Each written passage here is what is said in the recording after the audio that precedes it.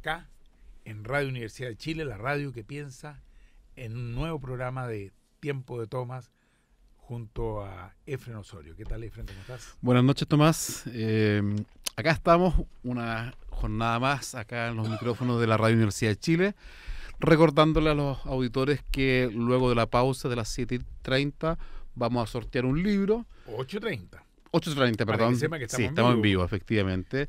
Vamos a sortear entre los auditores que llamen un libro gracias al gentil auspicio de El Rincón del Libro, el rincón más tradicional de los libreros de Santiago, el rincón más preferido por los amantes de la lectura, ubicado en San Diego 43, y quienes lleguen por allá, hablando de nuestro programa, podrán pedir un 10% de descuento. El libro de esta semana se llama El Otro Modelo, que está realizado por Fernando Atria, Guillermo Larraín, José Miguel Benavente, Javier Couso y Alfredo Yoñán, que se refiere a ciertas medidas de cómo salir del neoliberalismo y cómo avanzar a una sociedad distinta, a una sociedad de derechos. ¿Está agotado el modelo de desarrollo chileno? ¿Se profundiza, se reflexiona? Quizás sea esta la pregunta política más candente en la actualidad. Los 5 destacados autores de este libro se abocan a contestarla con una argumentada y novedosa propuesta para el país. Así que entre los auditores que llamen, vamos a sortear este libro que se llama El Otro Modelo, de los autores Fernando Atria, Alfredo Yoñán, Guillermo Larraín, José Miguel Benavente y Javier Couso. Así que ya lo saben. Y también tenemos un sorteo de 2 entradas para el Cine Arte Alameda, que también lo sortearemos después de las 19:30 entre los auditores que llaman. Yo escuchaba atentamente lo que hablabas, Tomás, y la verdad es que yo vengo reflexionando hace un rato atrás, hace un tiempo, porque hemos tenido una bonanza económica. 12 años con el precio del cobre altísimo. Muchos economistas venían señalando hace rato que el precio del cobre estaba demasiado alto, estaba inflado, y que por tanto en algún minuto necesariamente tenía que retroceder, necesariamente tenía que caer ese precio del cobre. Hubo varias advertencias del economista, a ver si tú me ayudas, José Gabriel Palma. José Gabriel Palma, que decía: Chile, la economía chilena pende de un hilo de cobre. Cuando el precio del cobre recupere su valor histórico, la verdad es que va a venir una crisis económica bastante fuerte. Y resulta que esto ya se está produciendo. Esa advertencia se hizo hace por lo menos 3 años atrás, 4 años atrás, y eso se está produciendo durante estos meses, donde el precio del cobre ha estado retomando y han empezado los primeros síntomas de una desaceleración económica, que significa inflación, que significa un precio del dólar alto. Pero yo me pregunto, y es la reflexión que yo me hago, en estos 12 años de bonanza económica producto del precio del cobre, ¿qué pasó con, comillas, los grandes grupos empresariales de este país? ¿Qué hicieron estos grandes llamados empresarios? No estoy hablando del pequeño, mediano empresario que está todos los días trabajando, intentando pagar los sueldos, intentando pagar las imposiciones. No estoy hablando, yo no tengo un discurso antiempresario. Creo que hay emprendedores que son tremendamente valiosos. Estoy hablando de los grandes grupos económicos que en estos 12 años, producto justamente de la economía chilena, en bonanza, debido al alto precio del cobre, ganaron muchísima plata. Muchísima plata. ¿Y esos recursos dónde fueron? Fueron a los paraísos fiscales. ¿Y qué tenemos hoy día? Tenemos grandes cerros de relieve por todos lados, tenemos un océano donde ya casi no hay peces, tenemos los bosques del sur chileno erosionando fuertemente las tierras y en grave conflicto con los mapuches. Y entonces estos supuestos grandes empresarios, la verdad es que de empresarios tienen re poco. Son verdaderos rentistas que sacan la plata de aquí, la llevan para allá y no le dejan nada al país. Nada al país, no, porque en estos 12 años de bonanza económica uno podría esperar, comillas, que estos grandes grupos económicos que supuestamente están comprometidos con el desarrollo de Chile, porque siempre se lo plantean así, nos dejen, no sé, una plataforma industrial, algo desde el cual empezar a diversificar nuestra economía, pero sin embargo ellos simplemente se han dedicado a extraer los recursos naturales, dejar los relaves, los hoyos, llevar su plata a los grandes paraísos fiscales, y Chile sigue siendo exactamente igual. No nos ha dejado nada. No son empresarios, no son emprendedores, no son como aquellos pequeños empresarios que están todos los días batallando y buscando alternativas. Simplemente ellos están acostumbrados a la ganancia fácil y al país les importa re poco. Fíjate que acá en Chile les gusta mucho decir que somos un país desarrollado y de la OCDE, aunque tengamos los peores indicadores de toda la OCDE. Somos los que tenemos peor distribución del ingreso, peores niveles de educación, peores calidad de salud, en fin. Creo que le bajamos todo el promedio a la OCDE, pero les encanta decir eso. Y si uno estudia los países desarrollados y cómo llegaron a ser desarrollados, cómo llegaron a ser países de alto nivel de ingreso y de buena distribución de ese ingreso, se va a encontrar siempre con que hubo una ecuación que incluía invertir fuertemente en educación y al mismo tiempo en materia económica tener un alto nivel de tasa tributaria, es decir, la comprensión de que el desarrollo se iba a hacer con emprendimiento empresarial, pero al mismo tiempo con retribución al Estado para que pueda redistribuir entre todos los habitantes del país. Así lo hizo Noruega, Suecia, Dinamarca, Finlandia, Islandia, Holanda, en fin. El sudeste asiático, Corea. Asiático, y también Australia, Nueva Zelanda. Es decir, todos los casos de fuerte crecimiento y desarrollo han tenido esta componente. Educación por un lado como inversión real, no como este engendro que se está armando acá en Chile. Y en segundo lugar, un desarrollo industrial acompañado de fuerte carga tributaria, entendiendo los empresarios que no estaban pagando un costo, sino que de algún modo estaban compartiendo de ese modo los beneficios del desarrollo con todo el país, porque también el país le estaba entregando los elementos para poder crecer. Corea, por ejemplo, dio grandes incentivos a los empresarios que iban exportando y en la medida que aumentaban su exportación les iba bajando la tasa tributaria. En Noruega y en el norte de Europa, en la medida que le agregaban valor a la exportación, es decir, que avanzaban tecnológicamente, les reducían la tasa de impuestos. Entonces, son incentivos muy interesantes. Acá, por el contrario, nos hemos encontrado con que los grandes grupos económicos son rentistas, tal como tú decías, es decir, sacan aquello que está acá sin agregarle nada de valor. Toman los minerales, toman los recursos pesqueros, toman los recursos forestales y simplemente los exportan. Ya ni siquiera exportan cobre refinado como se hacía en la década del 60, el 70, sino que concentrado de cobre. Explicaba justamente este mismo economista, José Gabriel Palma, que hoy día la mayor exportación de Chile, aunque nadie lo sepa y lo crea, es basura. ¿Cómo basura? Le decíamos. Sí, porque es la piedra que lleva el concentrado de cobre. Y esa piedra son 19 de cada 20 barcos. 19,5 en realidad, porque el concentrado es el 2,5%. Entonces, se llevan piedra. Se paga el flete, cuando todo eso se podría procesar acá. Uno le pregunta, ¿y por qué se llevan las piedras?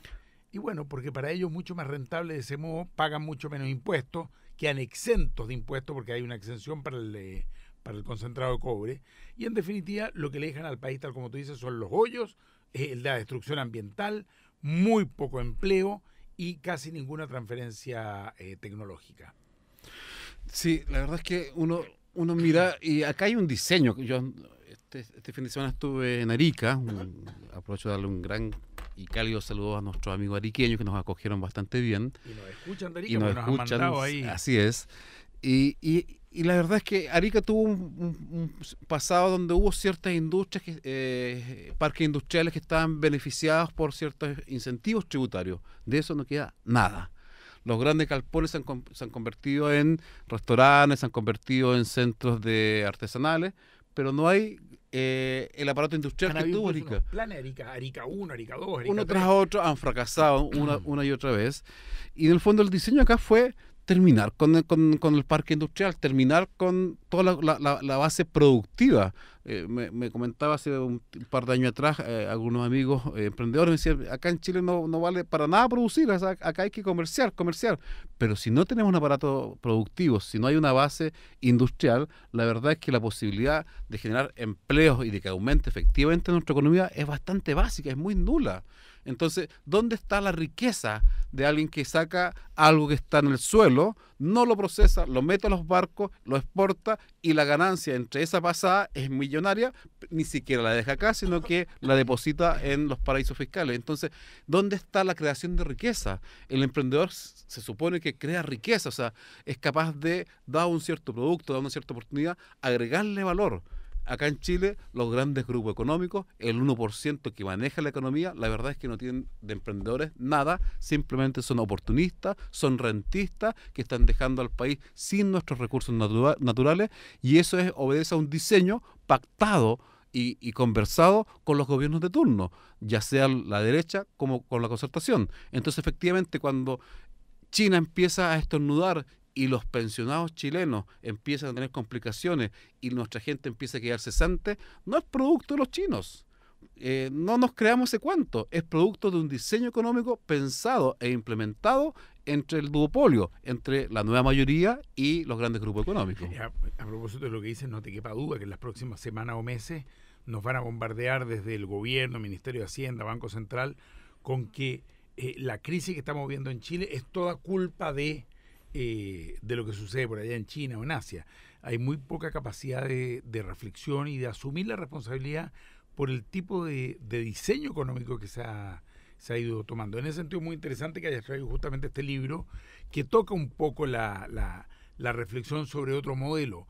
En lo económico, pasando desde lo neoliberal hacia otro rol del Estado, y también, por supuesto, en lo político y lo social. No sé si están antes los teléfonos o los va a dar más adelante. Los damos enseguida, sí, efectivamente hubo una omisión mía, así que a los auditores que quieran participar en el sorteo del libro El Otro Modelo, de Fernando Arce, Guillermo Larraín, José Miguel Benavente, Javier Couso y Alfredo Yoñán, tendrán que llamar a los siguientes teléfonos, al 2977-1579, 2977-1579 o al 2977-1580, repito, 2977-1580. Nos comentan que ya está llamando gente, pero hay que contarles que las llamadas son en la segunda parte, desde el corte, que es a las 8:30, en 10 minutos más, porque además nos interesa no solo que llamen y digan, mira, quiero el libro, sino conversar un poco, salir al aire, qué opinan de estos temas que estamos conversando. La idea es que los auditores participen porque hemos definido este espacio como un espacio interactivo, participativo, horizontal, donde nosotros planteamos ciertos temas y la gente podrá retrucarlos, podrá complementarlos, podrá criticarlos. Así que ya saben los auditores, sortearemos este libro y además sortearemos una entrada doble para el Cine Arte Alameda para la próxima semana. Oye, pero eso en China, pero también han pasado cosas acá en Chile esta semana. Ha sido una semana movidita. Así es. Movidita. Por un lado, hay una amenaza bastante surrealista de los camioneros de Temuco. De los camioneros, de unos pocos camioneros, de un pequeño grupito, que han hecho un tremendo escándalo y ruido, y me llama la atención hasta qué punto el gobierno se empieza a alarmar por lo que puedan decir, que es 12, 15 camioneros más o menos, que han amenazado de venir a Santiago con sus camiones quemados para demostrarle al gobierno que viven bajo el terrorismo en una región totalmente asolada. En fin, van creando un clima de algo totalmente irreal, totalmente ficticio, y en que además no se asume la realidad de la situación. Una región donde efectivamente el pueblo mapuche está buscando que de una vez por todas se haga justicia. La gran mayoría del pueblo mapuche lo hace por la vía pacífica, por la vía no violenta, buscando el diálogo, por la movilización activa, buscando que el gobierno lo escuche y efectivamente reaccione frente a sus demandas por tierra, por territorio, por el desarrollo cultural, por salir de la pobreza en la cual han estado viviendo por tantos siglos ya. Y sin embargo se pretende decir que simplemente se dedican y a lo único que hacen es quemar camiones. Creo yo, me recuerda esto un poquito a esas campañas del terror, las conocimos ya durante el gobierno de la Unidad Popular, las hemos conocido también en otro momento, y creo que buscan recrear de algún modo eso, es decir, Chile está bajo una situación poco menos que de terrorismo. ¿Cómo ves tú eso? Sí, lo que pasa es que acá se conjugan varios factores. En el Gualmapu, ¿qué pasó? Recordemos que, en primer lugar, los territorios que legítimamente e históricamente pertenecían al pueblo mapuche le fueron arrebatados por distintos artilugios legales luego de la masacre de la llamada pacificación de la Araucanía realizada en el siglo antepasado, que fue una masacre tremenda. Ahí el Estado chileno usurpó las tierras, le robó las tierras al pueblo mapuche, y fueron asignadas a distintos terratenientes chilenos. Hace, yo diría que unos 50, 80 años atrás, los grandes grupos económicos, un par de grandes grupos económicos, lo que hace es un proyecto de forestación incentivados con beneficios tributarios del Estado. O sea, el Estado le favoreció el negocio que hizo un par de grupos económicos para plantar pino insigne, sacando el bosque nativo y colocando un árbol exótico, el pino insigne, que lo que hace es erosionar la tierra. Entonces, todas las aguas, las napas subterráneas empezaron a secarse porque el pino insigne requiere mucha agua y las comunidades mapuches que estaban ya muy marginadas comenzaban a tener serios problemas de territorio y de agua. Te puedo hacer un pequeño paréntesis. Sí. Originalmente ese proyecto de ley era para las pequeñas comunidades, los pequeños campesinos, y les subvencionaba el 75% de la plantación del pino. Sin embargo, quienes lo utilizaron fueron la papelera, Celulosa Arauco, todos los grandes grupos económicos. Los grandes emprendedores, como les gusta llamarse a ellos, en realidad no fueron emprendedores, sino que el Estado, que también reniegan sobre él, les dio una subvención para que plantaran pino insigne, erosionando los territorios.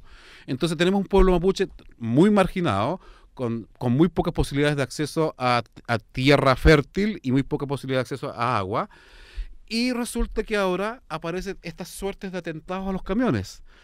Si los auditores tuvieron la oportunidad de tomar el diario El Mercurio en su cuerpo C, verán que en la página 1, página 2 de cualquier día, no estoy hablando de hoy día, un día cualquiera, aparecen grandes fotos y grandes reportajes a los supuestos atentados a los camiones incendiados, a distintas casas y habitaciones, etcétera, con mucha cobertura periodística, con una exageración periodística bastante grande.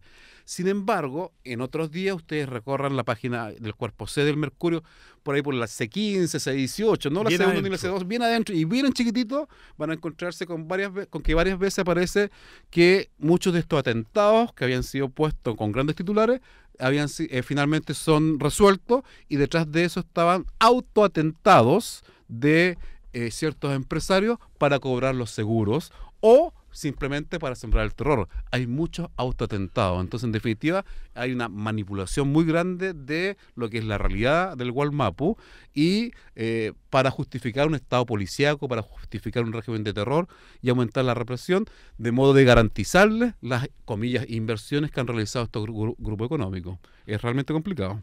Es complicado y creo que detrás de todo esto está el intento de ir generando una sensación generalizada de desestabilización, de terror. La derecha está muy fuerte hoy día tratando de alejarse de lo que fueron sus escándalos de financiamiento irregular, más que irregular, corrupto, a través del Grupo Penta, a través de Soquimich, etcétera, y han puesto la mirada, y para eso cuentan con muchos medios de comunicación, canales de televisión, diarios sobre todo, tratando de mostrar que hay una situación de caos generalizada, que hay una situación de ingobernabilidad. Es cierto que la nueva mayoría está bastante debilitada, está bastante confusa, no tiene un proyecto claro, han hecho un cónclave, otro cónclave, pero de ahí a decir que hay ingobernabilidad y este clima que va sembrando la derecha, que puede terminar en cualquier cosa, o sea, no quiero sonar a catastrofista o a apocalíptico, pero ya hemos visto en el pasado esto. Y además me parece, y esto lo dejo lanzado como una reflexión, quizás lo quieren compartir nuestros auditores después, no es solo acá en Chile. Uno puede ver una suerte de situación generalizada, yo no quiero decir un complot, pero una situación generalizada en toda América Latina. Yo estuve recién en Brasil y he podido ver cómo se han lanzado en picada a atacar a Dilma Rousseff, acusándola de todo tipo de corrupciones por situaciones que no se produjeron en su gobierno, que vienen de muy atrás, que es toda la corrupción con Petrobras, que es por cierto inaceptable, pero que la cometieron sobre todo gobiernos de derecha o socialdemócrata y que ahora han ido saliendo a la luz. Y sin embargo, claro, como la salpican también a ella y al PT, se pretende decir que todo esto sucede hoy día. Un intento de socavar las bases democráticas, yo lo estoy notando en toda América Latina. Si revisáramos un poco lo que pasa en Ecuador, Argentina, Venezuela, sin duda uno dice, bueno, Estados Unidos por muchos años estuvo muy ocupado con los problemas del Medio Oriente, con Irak, Afganistán, Irán, etcétera, y en la medida que ha ido resolviendo esa situación, le ha quedado energía libre y vemos que una vez más están actuando fuertemente en nuestra región latinoamericana. Sin lugar a dudas que hay un nuevo ciclo con los gobiernos progresistas de América Latina y están siendo bombardeados por políticas de desestabilización bastante grandes. Quiero informarles a los auditores que luego de la pausa, que viene en algunos minutos más, vamos a sortear una invitación doble para el Centro Arte Alameda. Recordándole que el Centro Arte Alameda este jueves 27 comienza un ciclo de cine América indígena en el Centro Arte Alameda. El jueves 27 a las 18 horas se va a exhibir el cortometraje Raíces y Calafate. A las 21 horas se va a exhibir Soy Coya, con la presencia de gran parte del equipo realizador. Y el viernes 28 de agosto vamos a tener la exhibición doble a las 18 horas y a las 21 horas del cortometraje Calac Mul y Hecho en México. Mientras que el sábado 29 a las 16 horas tendremos Huicholes, los últimos guardianes del peyote. Simultáneamente a la exhibición de We Are the Horse Nation, que habla de los indígenas norteamericanos. Yo no sé si la gente se va a acordar de tanto. ¿Hay alguna web donde pueden ver? Así es, pueden irse al www.centroartealameda.cl y quienes llamen hoy día después de la pausa comercial podrán participar de un sorteo para una entrada doble para ver las películas, ya sea La Mansión Nuncingen, Mommy, La Once, Perla o 2 días, una noche, que son películas de cinearte, para lo cual tendrán que dejar su nombre completo y su RUT, siempre y cuando llamen y participen de este programa. Estamos llenos de concursos. Hartos beneficios para nuestros auditores. Tenemos libros, tenemos entradas. Así es, cinearte y buenos libros. Y lo que tiene que hacer la gente es llamar y conversar un poquito. Comentar. Por último nos saludan, por último si nos escuchan bien. Este es un programa de comunicación directa, como nos gusta a los humanistas, no dejar recado. Así que después de la pausa, yo creo que ya abrimos ese teléfono, sabemos que hay gente que está llamando, le vamos a pedir que llamen de nuevo y vamos dialogando. Vamos a un pequeño corte y ya volvemos.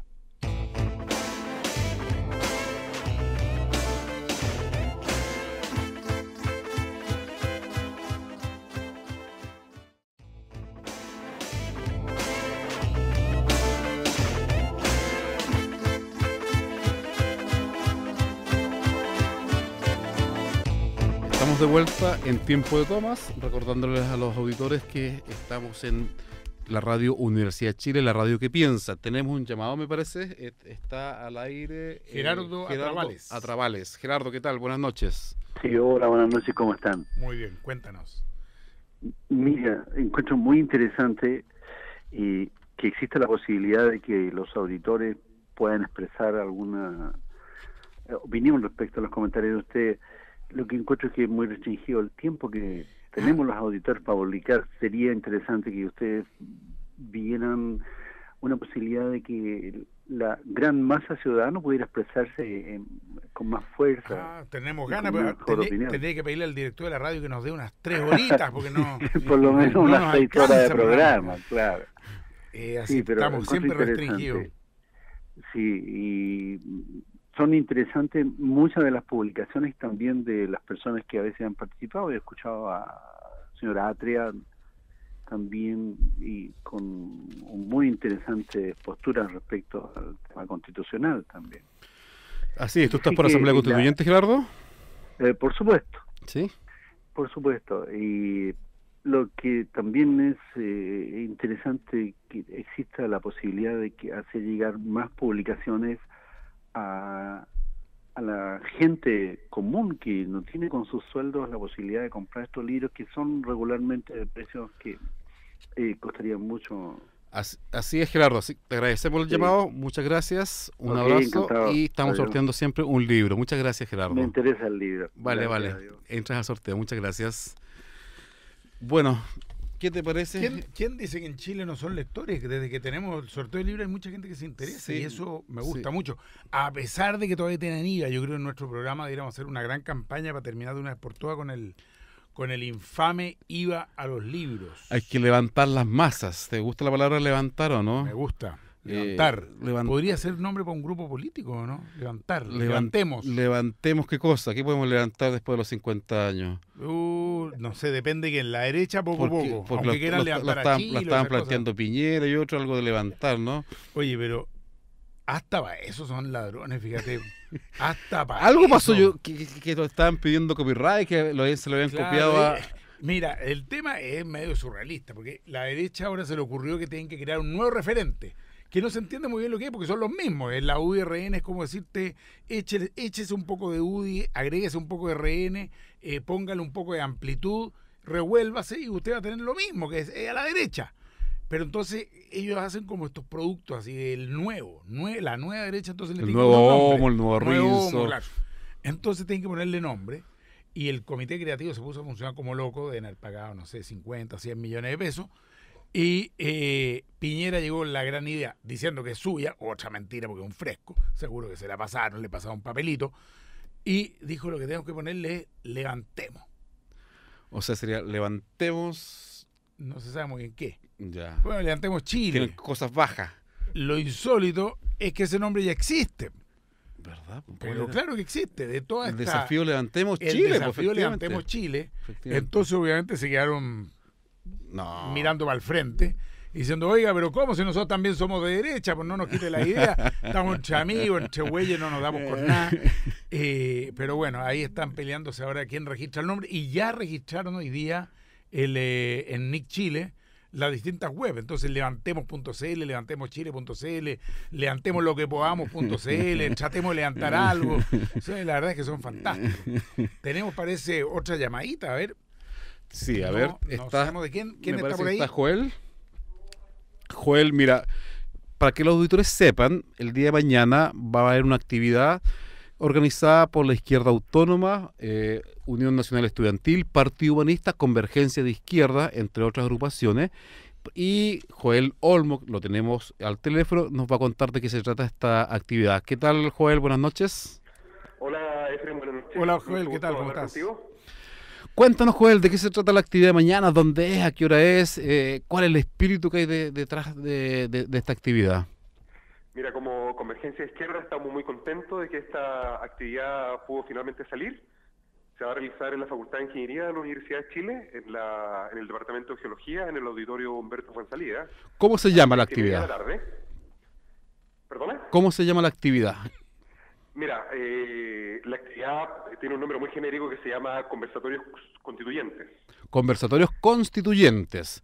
Tiene el objetivo de entregar un espacio a las organizaciones de izquierda para reflexionar en conjunto sobre lo que podría ser un proceso constituyente y sobre los mecanismos y formas en que nosotros como izquierda podríamos acercarnos a la ciudadanía para plantear el tema constituyente como la única forma de solucionar la crisis de legitimidad de la política en que hoy día vivimos. Joel, ¿va a haber algún panel? De la vinculación empresarial. ¿Va a haber algún panel, algún expositores? Cuéntanos un poquito de eso. Mira, el conversatorio está pensado en alrededor de 5 sesiones, 3 de las cuales van a ser antes de las fiestas, y esta va a ser la primera sesión donde tendremos 3 expositores y un moderador. ¿Quiénes son el moderador va a ser el Francisco Fernández, que es miembro del Tribunal Constitucional. Miércoles. Y los 3 expositores, hay un representante del Partido Humanista, que va a ser Tomás Hirsch. Ese soy yo. ¿Qué tal? ¿Cómo estás? ¿Tomás? Sí, aquí estamos. Hola, Tomás, ¿qué tal? ¿Cómo estás? Muy bien, aquí estamos. Gusto hablar contigo. ¿Y quién más va a estar en el panel, Joel? El segundo expositor es un representante de la Fundación CREA, que está muy vinculada a la UNE, y él es Héctor Tesca, abogado, y el tercer representante es de Convergencia de Izquierdas, y va a ser Cristóbal Leiva, que también es abogado. Entonces, pero el tema del panel, más allá de un debate entre abogados y especialistas, tiene que ver con los principios para una nueva constitución y por qué es necesario tener una nueva constitución. Entonces vamos a tener un conversatorio constituyente el día de mañana a las 18:30 en la Escuela de Ingeniería, ubicada en Bochef. ¿El salón me dijiste que se llamaba? Humberto Fuenzalida. Humberto Fuenzalida. ¿Y es entrada abierta, Joel? ¿Puede ir cualquier persona? Sí, totalmente. Está pensado en una metodología participativa donde los expositores ponen durante una cantidad de tiempo y después hay una interacción con el público y finalmente se hace un recogimiento de las presentaciones o de los comentarios a modo de síntesis que va a ser publicada y enviada a los medios para difundir los acuerdos sobre los contenidos. Joel, una pregunta, soy Tomás. A mí me parece muy interesante este tipo de iniciativas y yo entiendo que hay muchas otras iniciativas en torno al tema de la Asamblea Constituyente. Hay veces que nos preguntan los auditores, las auditoras, si hay algún tipo de coordinación, de convergencia, o son iniciativas paralelas, o si se piensa a futuro y construir algún tipo de movimiento en torno al tema de la Asamblea Constituyente, que es un sentir muy generalizado en la población. Mira, nosotros como Convergencia Izquierda, en las reflexiones que hemos tenido por nuestras relaciones políticas con los grupos amigos, que son los que hoy día convocan, hemos estado visualizando que no existen hoy día muchos espacios donde nosotros podamos llevar a cabo acciones políticas conjuntas. Entonces el conversatorio, más allá de solamente juntarnos a conversar, tiene que ver con evaluar o vislumbrar la posibilidad de generar acuerdos mayores que nos permitan tener una presencia común en algunos espacios de acción política importantes. A nosotros nos interesa sobre todo los temas territoriales, es decir, salir de la universidad y empezar a hacer política en la junta de vecinos, en los colegios y en todos los espacios de decisión territorial, de manera de impulsar el tema constituyente en conjunto con otras fuerzas para en el futuro empezar a evaluar la posibilidad de tener un tercer sector de alternativa al duopolio, a la derecha y a la concertación, que hoy día han capturado la política y la han cooptado en su propio beneficio. Entonces nosotros queremos romper esa cooptación y tener una política mucho más democrática, mucho más inclusiva y al servicio de la mayoría, sobre todo a esas mayorías excluidas que hoy día están ajenas a los beneficios del desarrollo, pensando que nosotros tenemos un modelo de desarrollo mucho más humano que el que proponen estas fuerzas más conservadoras. Ya, pues te agradecemos, Joel, que tengamos mucho éxito en la actividad del día de mañana, que hemos denominado Diálogos o Conversatorios Constituyentes, organizado por Convergencia de Izquierda, Unión Nacional Estudiantil, Izquierda Autónoma, Fundación CREA y el Partido Humanista, mañana a las 18:30. Izquierda Libertaria también. Izquierda Libertaria, por cierto. Un saludo a los compañeros. Así es, en la Escuela de Ingeniería, ubicada en la calle Bochef de la Universidad de Chile. Éxito entonces en la actividad, a las 18:30. Mañana, entonces. Un abrazo, Joel. Gracias, Joel. Un abrazo, que esté muy bien. Y tenemos otra llamada de inmediato. Está en la línea, me parece, Juan de Providencia. ¿Qué tal, Juan? ¿Cómo estás? Muy buenas noches. Buenas noches. Cuéntanos. Gracias. Bueno, mi pregunta es la siguiente. Ustedes hablan de cambiar el modelo económico. La pregunta es la siguiente. Si no se forman técnicos, si no se forman ingenieros y por sobre todo si no existe la voluntad de la empresa privada o del Estado para cambiar de modelo, de un modelo exportador de materias primas fundamentalmente, a un modelo, yo no sé, será industrial, no tengo idea, pero ¿qué pasa con esas dos variables? O sea, la formación de personas y la otra variable que también es fundamental es que hay un acuerdo público-privado para que el modelo se cambie o para que, o no acuerdo, no sé, o las clases populares irán a una revolución, realmente no sé cómo se llevaría a cabo el cambio de modelo, cuál es la perspectiva que dan ustedes en este caso. Perfecto, Juan. Ok, gracias, que estén bien, hasta Buenas luego. noches, muchas gracias. Buenas noches. Bueno, yo creo que es muy importante lo que dice Juan. Antes marcábamos e insistíamos que los países que avanzaron por una senda hacia un desarrollo más sólido, más sostenido, tomaron justamente estas dos variables. Es decir, la de la educación, que es lo que Juan menciona como los técnicos, los ingenieros, es decir, es necesario generar una camada muy importante de técnicos, de gente formada capaz de darle ese valor agregado que estamos mencionando a la economía, porque si no, evidentemente no tienes cómo hacerlo. Por eso que el tema de la educación es un tema central, entendiéndolo como una inversión para el futuro del país. Y en segundo lugar, este es un acuerdo entre empresa privada y Estado, pero la voluntad parte del Estado, o más bien, digamos, la voluntad parte del conjunto de la sociedad, que le entrega al Estado la facultad, o al gobierno de turno, la facultad para incidir fuertemente en el desarrollo económico. Hoy día tenemos en Chile el modelo que se llama el Estado subsidiario, que es una palabra muy elegante para decir que el Estado no hace absolutamente nada que pueda ser hecho por la empresa privada, aunque sea generando lucro para su propio beneficio. Eso deja afuera una cantidad enorme de posibilidades de desarrollo. Eso deja afuera además poder contar con los recursos que le pertenecen a todos los chilenos.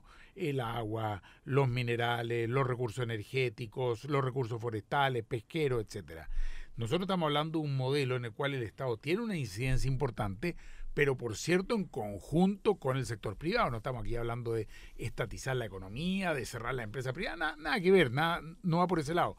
Es un acuerdo, es un pacto, es una sociedad entre el sector privado y el Estado que va acompañado de un fuerte proceso de inversión en educación, tal como mencionaba Juan. Sí, fíjate que hay un par de reflexiones, porque a propósito de mi visita a Arica, resulta que varios hijos de amigos míos ariqueños están estudiando en Bolivia. Están llevando adelante su educación superior en universidades bolivianas, y se supone, y la caricatura que nosotros tenemos de Bolivia es que es un país mucho más mucho más pobre que el chileno. No obstante eso, Bolivia está recibiendo a hijos de chilenos y no le está cobrando por su educación, o le está cobrando muy poco. Entonces, ¿cuál es la reflexión que yo hago? Mientras no seamos capaces de resolver el problema educacional, nuestro país va a seguir dependiendo de los grandes grupos económicos, va a seguir dependiendo en definitiva de una economía que es muy dependiente de los vaivenes económicos mundiales. Y por otro lado, hay algo que no se ha tocado. Yo creo que muchas universidades que se llaman universidades acá en Chile no son universidades. Muchas universidades privadas que tienen incluso las autorizaciones respectivas son verdaderos colleges, son en definitiva educación terciaria que en vez de llamarse universidades deberían tener otro nombre, formando técnicos, porque en este minuto todos quieren ser universitarios y la verdad es que en los países normales no todo el mundo es universitario, sino que hay una capa importante de técnicos, los cuales son bien remunerados, los cuales son respetados y los cuales de alguna manera hacen una función importante para el país. Sin embargo, en este país clasista, donde el que no tiene un título universitario no tiene buen sueldo, en definitiva se ha ido disfrazando carreras técnicas como carreras universitarias y institutos profesionales prácticamente como universidades. Y eso no ha sido tocado hasta el día de hoy, a mi juicio, en la discusión pública acerca de la educación. Yo quiero recordar simplemente para estos últimos minutos los teléfonos. Hay gente que nos dice que no alcanza a anotarlo. El 2977-1579 y el 2977-1580. Estamos sorteando un muy buen libro, El otro modelo, que es de Fernando Atria, Guillermo Larraín, José Miguel Benavente, Javier Couso y Alfredo Joinat. Es un libro que trata del paso del modelo neoliberal, del orden neoliberal al régimen de lo público, que tiene mucho que ver con el tema que estamos conversando. Así que quedan todavía unos minutos para el que quiera llamar y participar del concurso y por supuesto además a opinar de los temas que estamos hablando. Te puedo hacer una consulta, Tomás. En estos últimos meses, yo diría que a partir de agosto del año pasado, o sea, prácticamente un año, la política chilena se ha ido judicializando. En realidad se ha ido de alguna manera fiscalizando más que nada, porque la Fiscalía iba tomando un rol súper importante, a mi juicio necesario, para avanzar en esclarecer ciertas situaciones donde estaba imbricado la política, la alta política le llaman, que en realidad es la baja política, con grandes sumas de dinero, financiamiento irregular de partidos políticos y de personeros políticos a través de boletas truchas y a través de facturas ideológicamente falsas. Y uno de estos actores, que en realidad ha ido, lo vimos y lo percibimos por la prensa, jugaba un rol intentando de bajarle el perfil, intentando de alguna manera enlentecer las distintas investigaciones que estaba llevando adelante la Fiscalía, era el fiscal Ayala. Y sin embargo, hoy día nos hemos enterado que este fiscal Ayala ha sido nombrado fiscal de la región de Antofagasta. ¿Qué reflexión te cabe ahí? ¿Te parece que hay un premio? ¿Te parece que sacarlo del juego? ¿Hay un significado político detrás de esta jugada? Mira, lo primero que te digo es, efectivamente de un año a esta parte hemos tenido una crisis profunda de las instituciones nacionales. Se dice que las instituciones no están en riesgo, no están en crisis, porque justamente se está investigando, y yo digo, no, hay una crisis profunda, una crisis del Parlamento, una crisis de los partidos políticos, una crisis de la presidencia, que duda cabe, después del escándalo, ¿no es cierto?, con su hijo, y ahora sigue el escándalo con el computador del que le borran absolutamente toda la información. Un escándalo con los militares, los cuales se descubre que hay militares que se han despilfarrado miles de millones de pesos, estamos hablando de millones de dólares, para ir a jugar al casino, para comprar, hacer compras, viajes, etcétera, con la plata de los fondos reservados del cobre. Hay una crisis de la iglesia, tenemos tal vez a uno de los curas de más renombre en la derecha de este país, el padre O'Reilly, ¿no es cierto?, que tenía columna dominical en el Mercurio, etcétera, que en definitiva va a ser expulsado del país por caso de pedofilia. Tenemos, muchos casos, Caradima, ni hablar. Entonces, todas las instituciones han estado en un desprestigio absoluto, ya nadie les cree nada, salvo a la Fiscalía. Salvo a la Fiscalía, que de algún modo se ha erigido como el único baluarte que queda para la gente de un sector transparente, limpio, honesto, que realmente se la está jugando por investigar, y la gente ha puesto toda su fe, su esperanza en estos fiscales que de algún modo se han convertido en los paladines que pueden llegar a establecer la verdad que ha estado tan oculta en nuestro país. Respecto a la situación del fiscal Ayala, mi interpretación muy personal es que el fiscal nacional, Sabas Chaguán, ha querido mostrar una vez más, dar una señal de que él actúa en forma totalmente independiente, autónoma, sin seguir los lineamientos de nadie e independientemente de causas que pueden estar siendo investigadas. De acuerdo a la ley, él está totalmente facultado para nombrar al fiscal Ayala como fiscal de Antofagasta, que es un cargo efectivamente muy importante, puesto que tiene todo el norte grande del país. Él está facultado para hacerlo y ha querido dar un golpe de timón una vez más y decir, mire, yo mismo que estoy pidiendo que se investigue a este fiscal Ayala por las situaciones de filtraciones, al mismo tiempo considero que él está facultado para ejercer en el cargo, puesto que hasta acá no hay absolutamente nada que lo inhiba, que lo impida, que lo limite. Yo creo que una señal es una suerte de golpe sobre la mesa del fiscal nacional para mostrar que él sigue teniendo el poder y la capacidad de decisión dentro de la fiscalía. Ahora, ¿no te resulta extraño que luego de las declaraciones del subdirector, el ex subdirector jurídico de Servicio de Impuestos Internos, el que estaba encargado de realizar todas las querellas producto de las investigaciones que estaban resultando de la Fiscalía y del propio Servicio de Impuestos Internos en contra de personeros políticos, haya denunciado que hubo manipulación, que hubo impedimento y que hubo fuertes presiones explícitas de parte de la autoridad política en contra del Servicio de Impuestos Internos, en contra de su director, y que en definitiva además hubo filtraciones, que el fiscal Araya estaba filtrando las investigaciones hacia la prensa, de este modo perjudicando la investigación, obstaculizándola. Resulta que ahora lo premian. A mí me parece que es un poquitín complejo, salvo que haya una jugada en términos de sacarlo del caso central y llevarlo hacia cuestiones más periféricas, pero no deja de ser impresionante que lo llevan a Antofagasta, donde está SQM, donde están las grandes mineras, que han sido las que han estado chipeando a la clase política con boletas y facturas falsas. Sí, pero ojo, SQM está siendo investigada en Santiago, porque tiene sus oficinas generales acá en Santiago, por lo tanto, toda la investigación se lleva básicamente acá, la contabilidad está acá en Santiago. No, yo creo que lo que te decía, un golpe timón de Sabas Chaguán, y que de paso se lo saca de encima, lo aleja, es un premio, entre comillas, el que le da a Ayala, porque no te olvides que Ayala es uno de los que estaba postulando fiscal nacional, interesado para ser fiscal nacional. Y a mí no me queda tan claro que una vez que lo alejan a Antofagasta esté en condiciones de ser quien asuma como fiscal nacional, sobre todo si se le está llevando además esta investigación.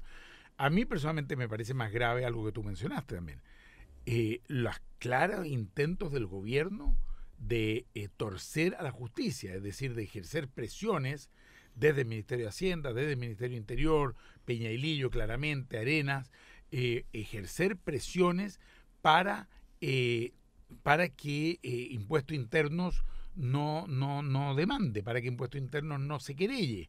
Y bueno, eso está teniendo efectos concretos hoy día. Hoy mismo la Fiscalía ha vuelto a solicitar que se formalice a Eguiluz, que es uno de los vicepresidentes de Renovación Nacional, del cual hay testimonios clarísimos de que se echaba la plata en bolsas en bolsa echaba la plata en su BMW, es decir, se las pasaba una secretaria que cobraba los valevistas y le pasaba 54 millones de pesos en una oportunidad, 36 millones de pesos en otra oportunidad, en bolsa, en paquetes de la feria, ¿no es cierto?, sin ningún escrúpulo. Y sin embargo, es porque Impuestos Internos no se ha querellado que no se lo puede formalizar a este hombre. Y no se ha querellado Impuestos Internos, evidentemente por presiones de gobierno, que no son para proteger precisamente al señor Eguiluz, pero son para proteger a sus propios hombres, a sus propios exministros y muchos diputados, parlamentarios, gente del comando de la que fue la candidata Bachelet, que el gobierno ejerce estas presiones para que Impuestos Internos no intervenga. Sí, es lamentable lo que hemos visto este último tiempo, en el fondo un servicio de impuestos internos absolutamente instrumentalizado, un servicio de impuestos internos absolutamente dócil al poder político de turno, y el servicio de impuestos internos de alguna manera llega a la médula de todos los contribuyentes, conoce exactamente cada uno de los ingresos, y esto ha resultado un cuadro absolutamente patético que en algún minuto tenemos que conversar en términos de lo que viene más adelante, pero se nos está acabando el tiempo. Que no lo creas, se nos fue Sí. el tiempo una vez más. Así que vamos a hacer el sorteo con muchas personas que llamaron directamente. Vamos a sortear el libro El Otro Modelo y la invitación doble para cualquier película que ellos bajen de la página web en los horarios correspondientes a nuestro auditorio. Así que vamos con la tómbola. Tenemos varias llamadas, 2 salieron al aire y hay otras 5 llamadas, son 7. Aquí inicié el número random y tú me tienes que parar. El número 3, don José Parejas, con José Parejas del Bosque, si no me equivoco. Se lleva el Vamos otro a dejar el libro El Otro Modelo. Va a quedar acá en la radio, Miguel Claro 509, y nosotros nos encontramos. Nos falta la invitación doble. La invitación doble, un número rápido, que estamos. El 4. El 4. El número 4 es don Carlos Tello de La Granja. Puede venir a buscar su invitación doble para puede ir al Cinearte Alameda y con su carnet retirar la invitación doble para cualquier película en los horarios que él investigue en la página web de cineartealameda.cl. Se va al Cine Alameda. Así y don es. José Parejas viene acá a la radio a buscar su libro, Miguel Claro 509. Y nosotros nos vamos porque nos están haciendo señas que estamos muy atrasados. Así es. Próximo lunes, 20 horas, tiempo de toma. Un abrazo a todos. Chao.